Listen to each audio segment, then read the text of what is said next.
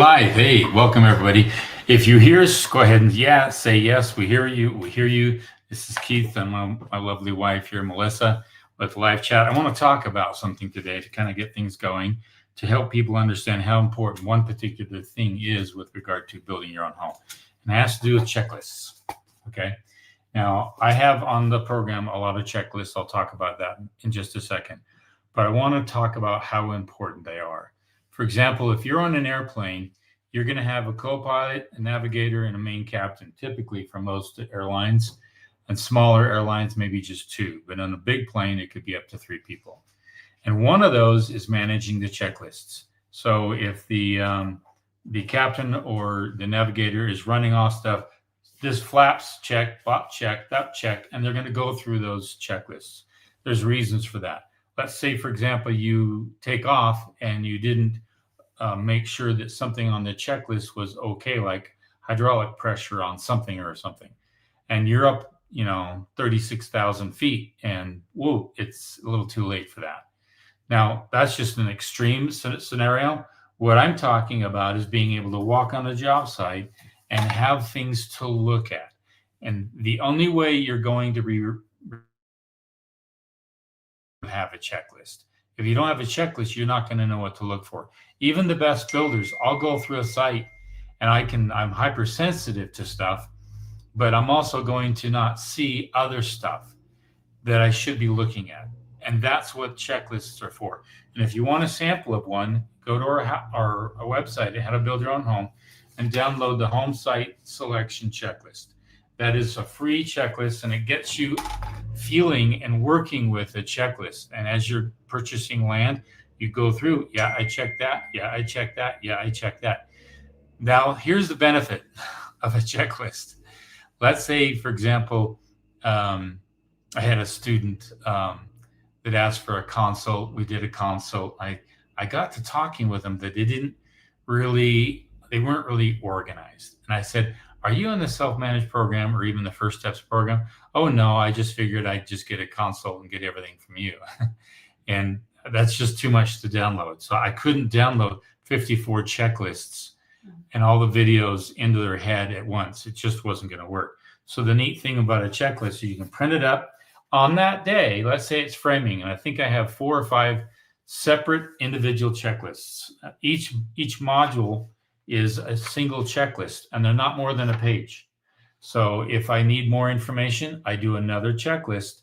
Then you can take all of them down and print all the framing checklists and go to the job site and look for them and take your time, take some pictures, save them for the record, and then go through the checklist. It's the best reminder in the world. It's like a journal, right? Well, and plus you could be doing something and somebody interrupts you. You can just come back to your checklist instead of trying to remember, now, what was I doing? Mm-hmm. It's too much to remember. If you go into a restaurant, okay, this is a really good analogy. You go into a restaurant and a good waiter will not go in and out, in and out, in and out, one table at a time. They'll see something on another table, pick up that, do this in a full circle, all right? So when you go on a job site, do a full circle. Start in one spot and walk all the way around, go up to the next level, go all the way around and check things and look that way. And when you have a checklist in hand and a clipboard and a pen, guess what? You can add to the checklist. You can check things off, done but partially, need a correction, and you write all that stuff down. And the neat thing is if, let's say it's a plumbing checklist, okay? You can literally walk through a job site, check everything off, have some comments on that you're concerned about, take a picture of that and send it to the plumber. Mm-hmm. And so they'll see, oh yeah, that's the specific thing that you're worried about. Then they can respond back. That's how powerful a checklist is. We write journals because we don't remember everything. We have friends because we don't remember everything. We have experiences in life to catapult memory. Well, checklists are memory that a lot of us don't have the time for. And I have checklists because I don't like to take the time to cram some of that stuff in my head. So I wanted to really help you out. If you have any questions on checklists and what you might think a checklist is, or does it include this or does it include that, So ask any questions on that. We'll be glad to talk about that. I wanted to really give some push that how important those items are. And even if you're not in the program, just go ahead and take some blank pieces of paper, put them on a clipboard, and write them down. Write these things down. You can also do there's some platforms out there where you can take a picture, make a comment, and send it off. And even send it to plumbers, send it to a framer, send it to concrete guy. I just have a question, looks great, but what about this? Can you explain why you're doing it that way? And that way, and then send a copy to your wife or to yourself, save all that, put it in your record. You've got a record. So that's how important it is documenting stuff and making sure that you have something to follow. Right? Download that. It's free on our website at the top.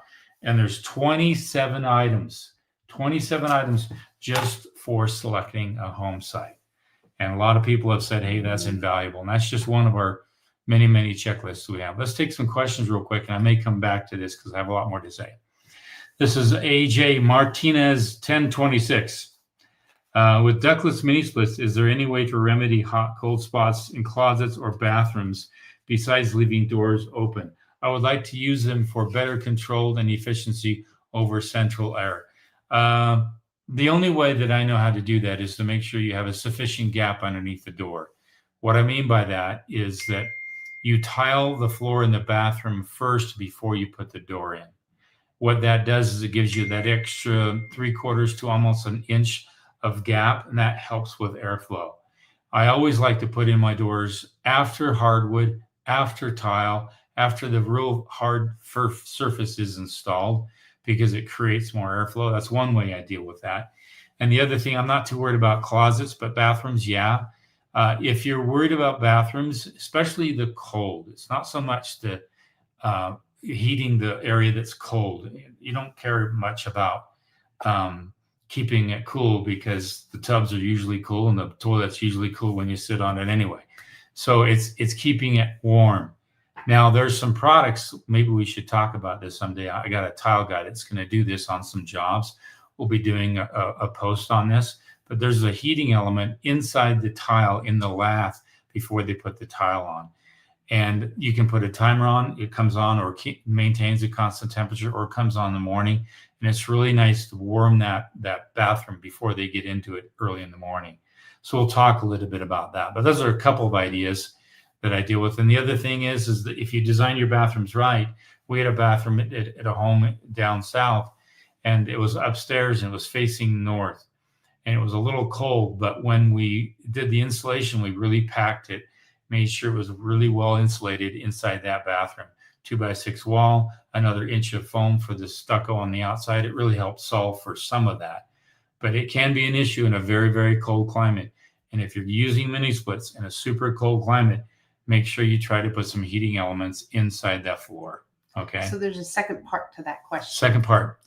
That's my biggest concern. 3K square feet, high vaulted ceiling, open living in Texas with central air. We're being told we'll need 10 tons with the high ceilings, 9 foot in the bedrooms. Thanks. Yeah. And then you're in central, I don't know what part of Texas you are, but anywhere in Texas, unless you're in the panhandle. But that's a more humid environment, less extreme winters, but it can get cold. And when you have that northern blow that comes over the Arctic, it can be pretty brutal. So again, try to prepare for those worst of the worst situations, which you do get, and they can last a couple of days in Texas. So good question. And Dream and Gannett. Andrea. Manigat 16. Manigat 16. Okay. Hello, how are you all today? We're doing great. Are you able to provide a budget schedule? I know it is in self-managed course, but is there any other way to get it? It's in the self-managed course, and I don't sell it separately because it really goes hand in hand with all of the checklists, the draw sheets, the subcontractor agreements. It just, you can't even function it very well without all that. It goes hand in hand with that. And I've had people literally say that the program is worth the budget alone, but they appreciated everything else that came with it. The budget is 2 pages, 3 pages basically, but 2 sections. One is the main budget, and the secondary budget is how you track draws. There's nothing else on the market like it. We spent years designing it with an accountant and myself and my daughter. And we use it in our program. I've used it on over 100 homes.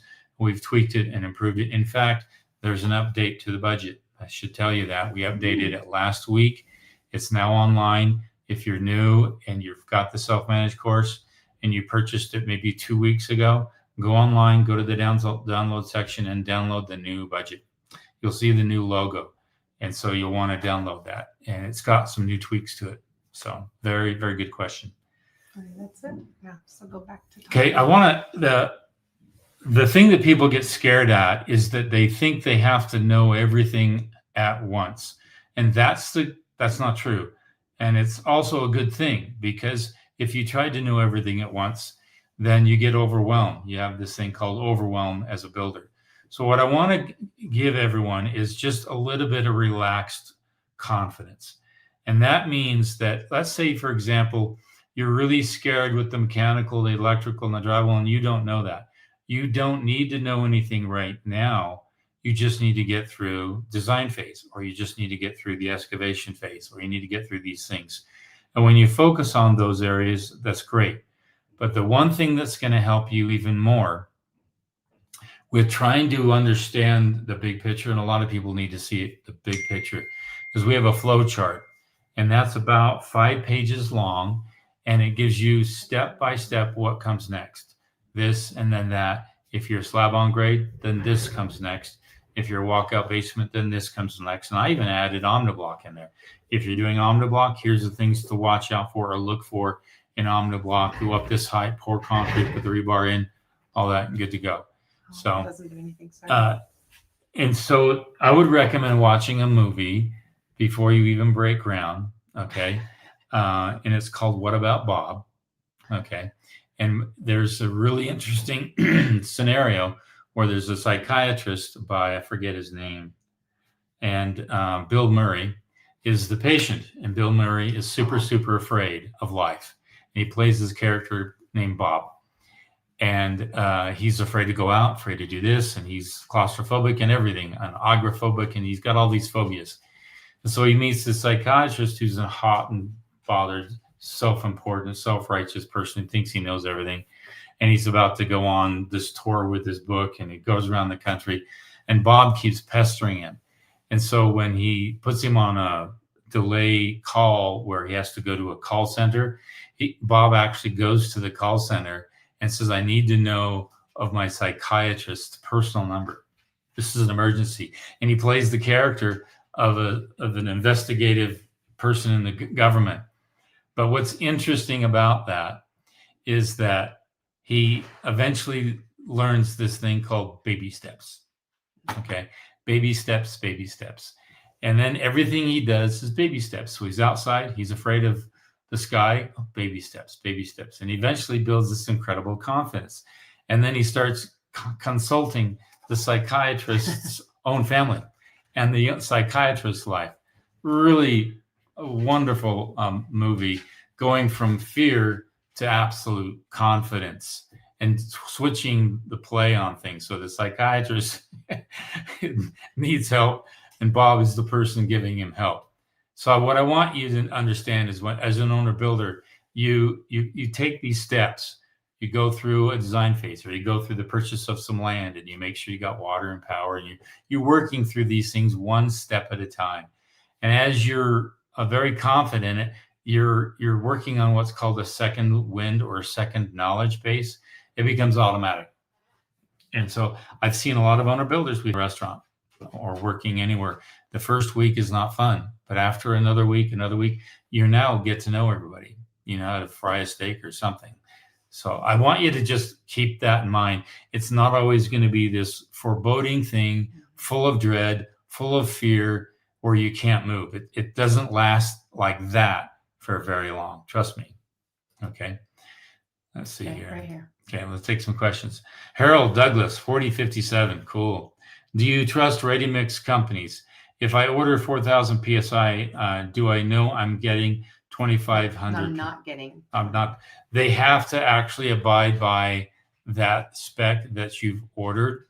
If they don't, and there's a problem with the structure of the home, then they could be liable for that, because somebody could actually come out and test the concrete later on after it's cured to test its PSI strength. But they're very rigid and regimented, because they have to supply concrete to commercial jobs, government jobs, city jobs, you name it. So there's a very, very strict regiment that they hold when it comes to that. The only thing that could be different is the slump. And the slump could be a 4, a 5, a 6, or a 7. And that means the amount of added water they add to the mix. And that's the call of the subcontractor on the job site at the very moment. Let's say, for example, the cement truck arrives and it could be a 2 or 3 and it's coming out really, really thick. That means it's going to be really, really hard to manage and smooth out and to finish. And so I was just at a job last week, and my subcontractor said, "What's it at? What's the slump at? What's your number now?" In the cement mix driver, he says, "We're at a 5." He says, "I needed it at a 7." It was a cold morning. They added hot water to it, which means it's going to set up a little faster, but it's going to be easier to manipulate. So that call is made on the job site, but the actual PSI, that's the amount of Portland and other sand and other aggregate mixes that make it the PSI strength it needs to be at. So, sorry about good that. question. That's Okay. Ivan Butcher. Cool. That reminds me of another movie. You ought to watch it, with a Will Smith movie. I forget it. He's like a date doctor. There's a Hitch. You're talking about Hitch? Yeah, Hitch. There's a little funny scene about something with that name. Anyway, for placing large ridge beams, is a crane and operator worth hiring versus renting a larger telehandler and doing it yourself? Do not do that yourself, especially if that beam is too heavy. You need several hands. And then the beam, if you're smart, you can get the crane operator to load up the trusses and the beam at the same time, and they'll do what's called a single stack, which means, let's say you get the trusses and they set them on the site and then they single stack them. So the crane is there to single stack everything. And if you get everything single stacked, then you can throw in the beam at the same time. And all it means is just an extra hour or 2 or 3 hours max on the same day, loading and craning everything. So if you can, I don't know the design of your home, but if you can work it out so that it's serving many purposes on the same day, that's kind of ideal. And then find out about it, and then ask them if they'll single stack. Single stack means just they're going to put them up with a crane, one after another, rather than the framers have to put them up and lift them in place. So good question. Oops, wrong one. Oh, wrong one. There we go. Okay, Stephen, I won't say the X3, X5G. Okay. If working with a general contractor, do banks work directly with the contractor for draws, or so they allow the owner to manage it? They do not let the owner manage that. That's really the general contractor who will manage that. But you will sign off on it. So when the draw comes, you will have to sign off on it, and the bank will approve it. But they will not pay it if you do not approve it. So when you do go with a general contractor, make sure it's a cost plus.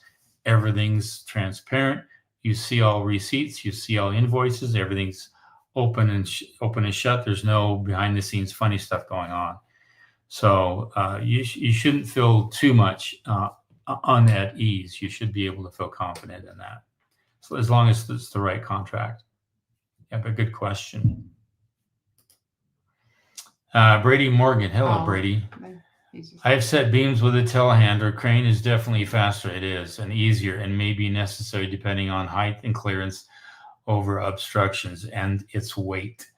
We're going to do a video next week of a beam that I believe it's 45 feet long, probably a little longer than that. It's a glue lam beam. It takes 2 forklifts to lift. Okay. Wow. 2 forklifts, 2 mini skids with forks to lift. It's that heavy. We've got a massive a crane coming, and it's going to set that thing in place. But it's a different kind of crane. It's a kind of a boom extension that framers use that has massive forks on it. But you'll see it, and we'll set that thing next week, and I'll do some video on it. It's going to be pretty insane. One of the larger beams I've done a metal beam, a C channel beam, and we brought it through the house, and I did a video on that on a massive remodel. That beam was heavy. That was so heavy they had to have rollers to roll it inside the home, 4 of them, and then they had a massive crane on the outside coming through the roof to lift that beam in place. So I've been there many times. So send us some pictures. That would be fun. Okay, Jay Chinnery. Hello, Jay Chinnery. What are your thoughts on construction loans? Apply personally or through an LLC business? It's going to be very hard to get a loan through an LLC business, and I'll tell you why. Unless you have a Dun & Bradstreet's number, a DUNS number, that is established. And what does that mean? You have an LLC, you have a C Corp, and you have a lot of revenue coming through it. You're very successful. You've paid off invoices. You've taken a lot of loans, mini loans. You paid them off real quick. You build up that credit. It takes a long time. It's a lot more laborious than your own personal credit. So when I get a loan for a spec home, it's on my credit, believe it or not. I'm at the point now where I could probably make the transition to using my own business as credit and not my own personal social.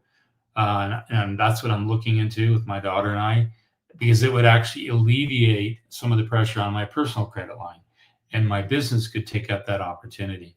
It takes a long time to establish that, but you need a DUNS number, Dun & Bradstreet's number. You need to start documenting that. And you can pay a fee with Dun & Bradstreet's to actually help move that along. And some credit cards are better at recording that.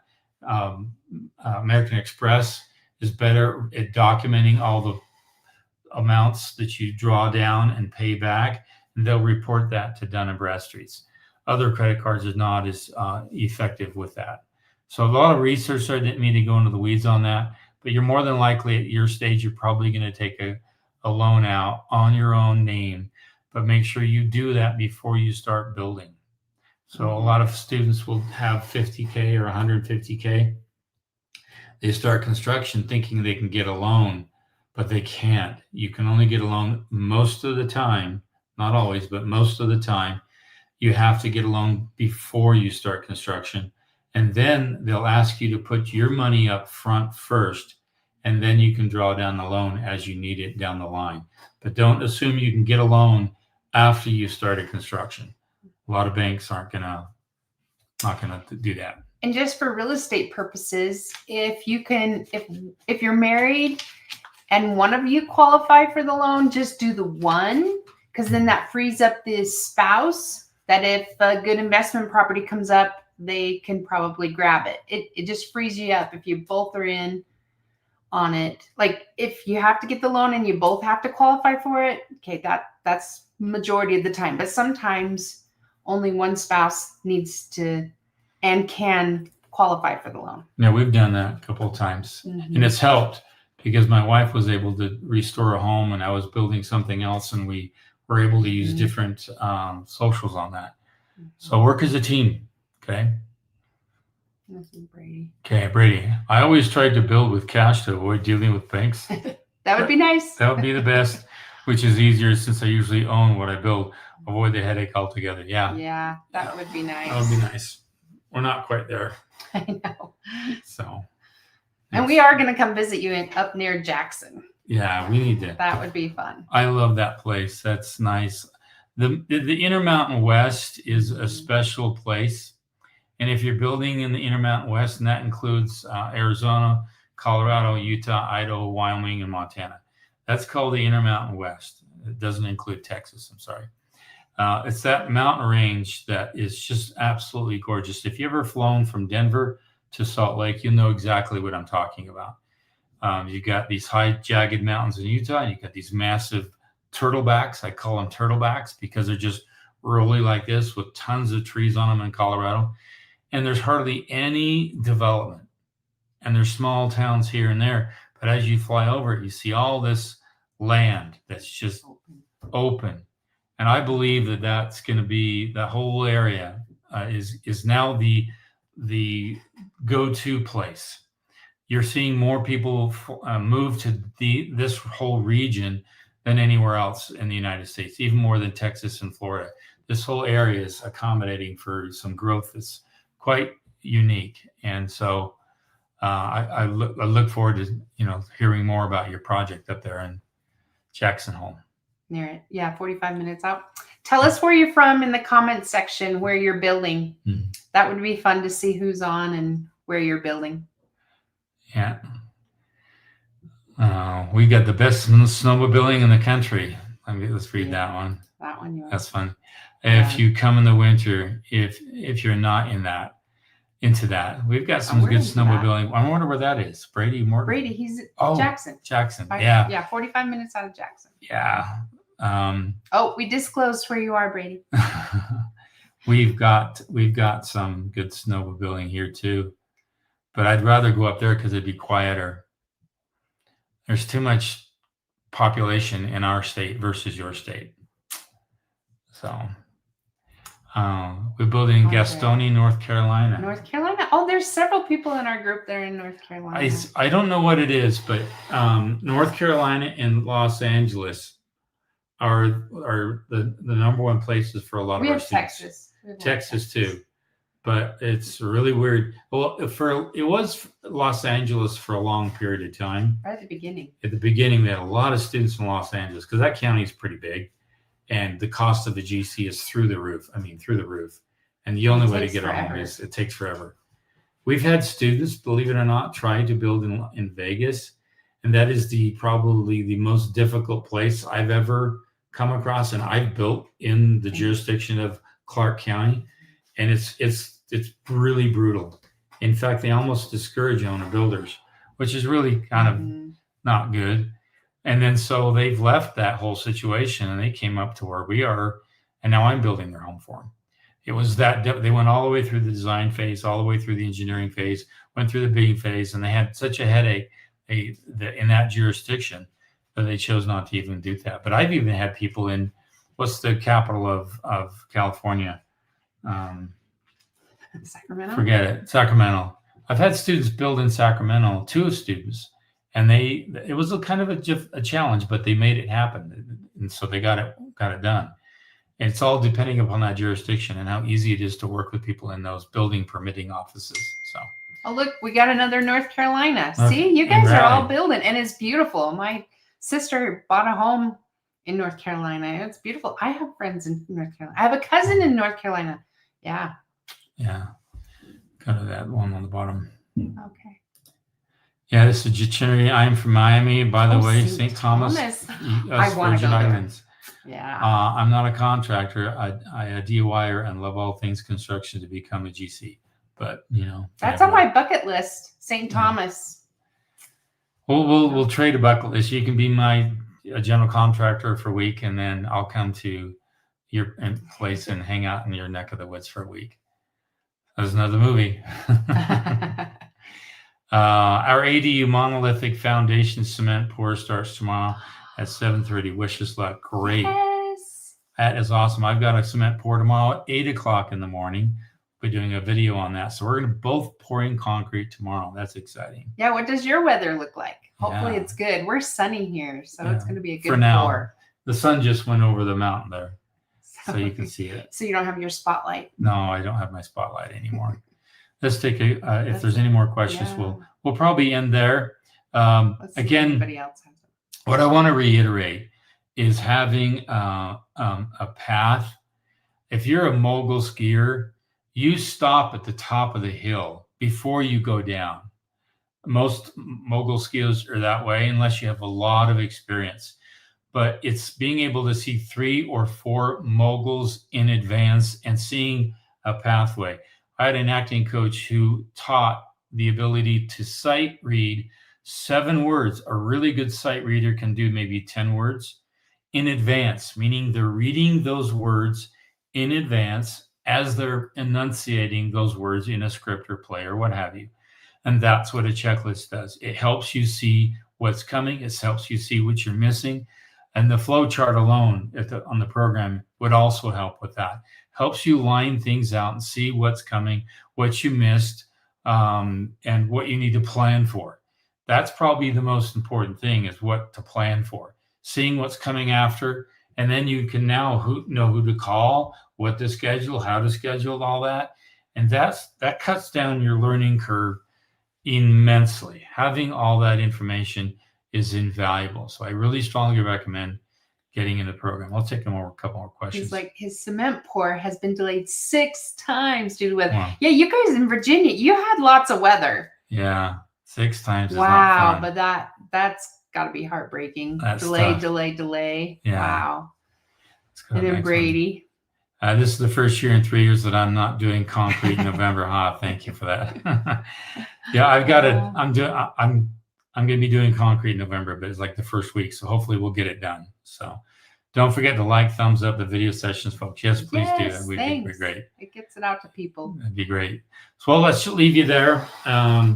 We'll be here next week, and then save your questions, and we'll go the whole time.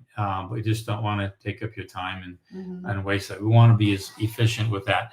And again, if you're a listener or viewer and you're watching this live chat later on during the week and you need a question, go to How to Build Your Own Home, contact the instructor, leave the message. I'll print it up and then we can answer it here. And I've had last week we had a handful of those. I didn't have any of those this week. So again, if you need that kind of question answered by the realtor or a builder, just ask us a question. We'll be happy to help you out. So until then, you guys take care, and we'll see you next Thursday. Good to see ya. Okay, bye.